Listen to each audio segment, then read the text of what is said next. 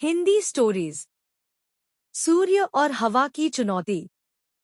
बहुत बहुत समय पहले की बात है। आकाश के विशाल विस्तार में एक दिन सूर्य और हवा में बहस छिड़ गई।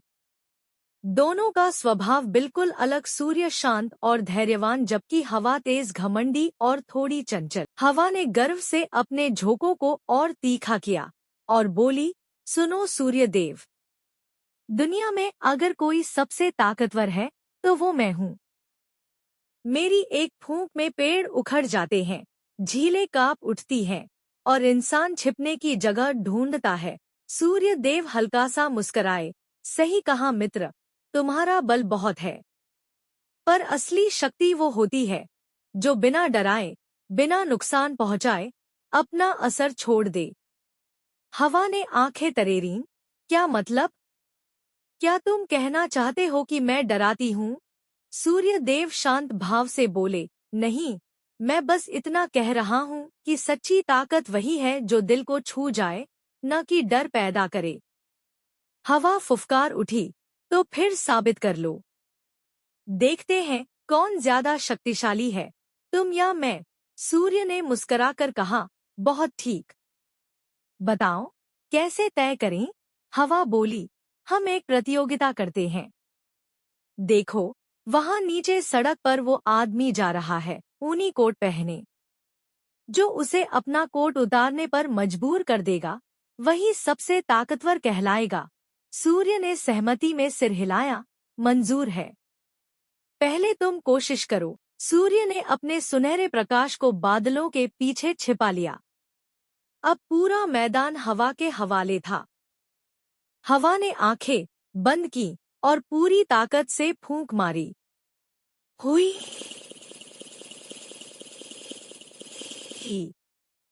पेड़ झूमने लगे, पत्ते उड़ने लगे और यात्री कांप उठा। वो बोला, ओ भगवान, कैसी ठंडी हवा है!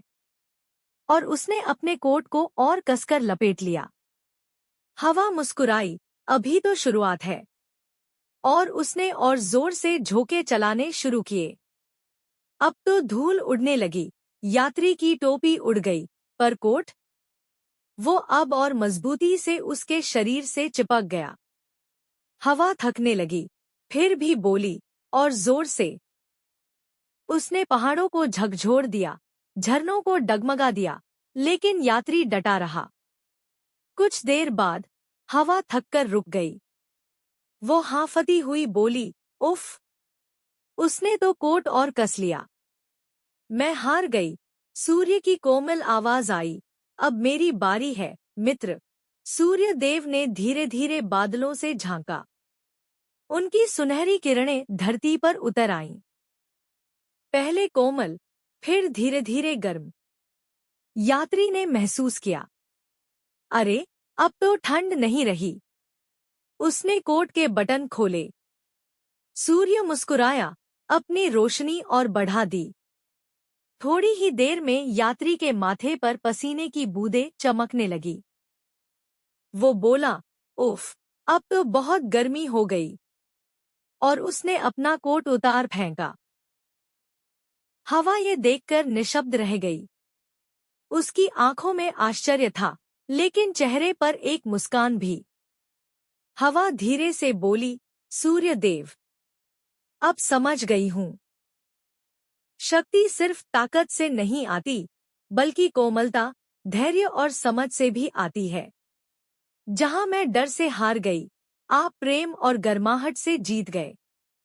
सूर्य ने स्नेह से कहा, मित्र, याद रखो, जो शक्ति दिल को छू जाए, वही सबसे सच्ची शक्ति होती है। हवा ने आदरपूर्वक सिर झुकाया, आप सही कह रहे हैं। अब मैं भी अपनी फूंक को थोड़ा नरम रखूंगी। दोनों मुस्कुराए और आकाश फिर शांत हो गया। सूर्य की गर्माहट और हवा की ठंडक में एक सुंदर संतुलन बन गया।